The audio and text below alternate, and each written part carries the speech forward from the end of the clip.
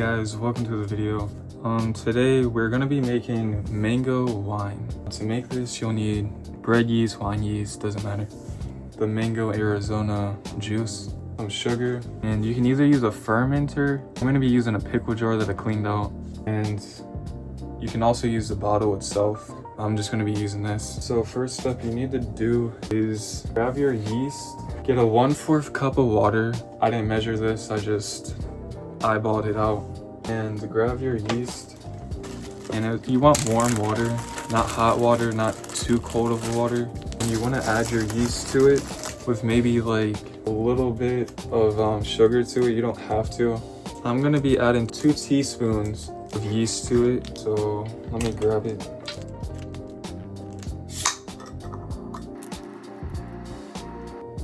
There's 1,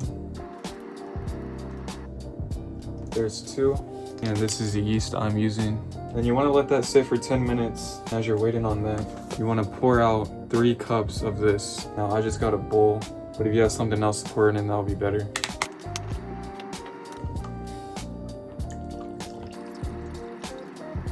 One cup, 2, and 3.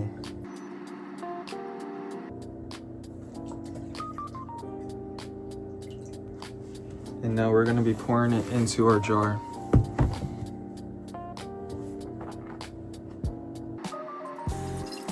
Just gonna add a little bit first, and then now we're gonna add the sugar.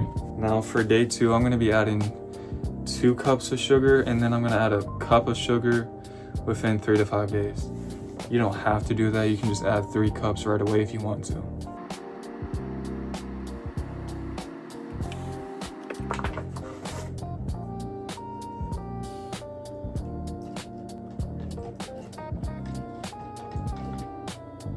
Now here we go with the sugar.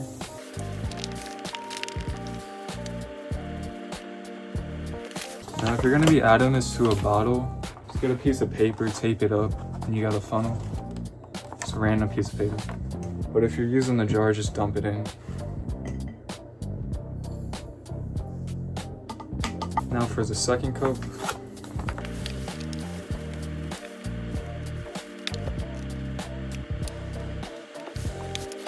Second cup going in.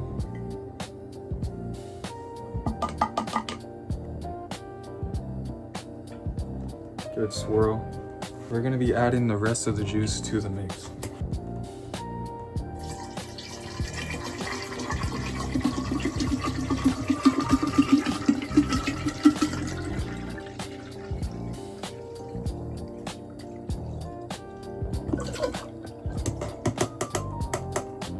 And I'm gonna leave it at that.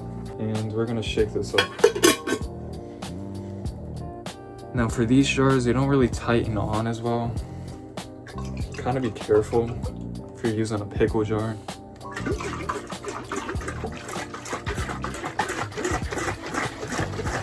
Shake it for about 30 seconds to a minute.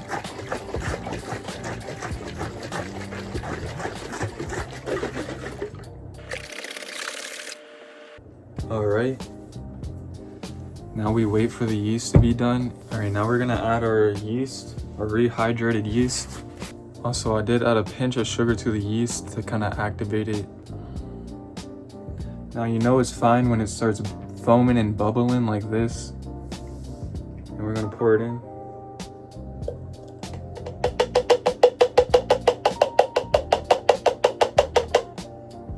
All right. Put the cap on. Give it like a little bit of a swirl. Kind of get that yeast moving around. And then the most important step, the last step, you want to take your cap and loosen it just a little bit so that you can still move, so that air can get out and it won't explode. Doesn't matter if it's glass or not, so just make sure you do this. All right, and you let this sit for 7 to 10 days until it's done fermenting. You'll know it's done fermenting once it stops bubbling and it starts to clear out and becoming like more see-through. But we're gonna let this sit and then we'll update y'all. So it should typically start the bubble after 24 to 48 hours. And that's how you know it's fermenting. So after the 7 to 10 days and it's done fermenting, you want to put it in the refrigerator for like 1 to 2 days, maybe 3 days, just to get the taste a little bit better and so it's chilled. This will also deactivate the yeast so it doesn't mess your stomach up. That's going to be all for this video. I'm going to make a part 2 about how it looks afterwards and how it tastes. So make sure you like and subscribe for part 2.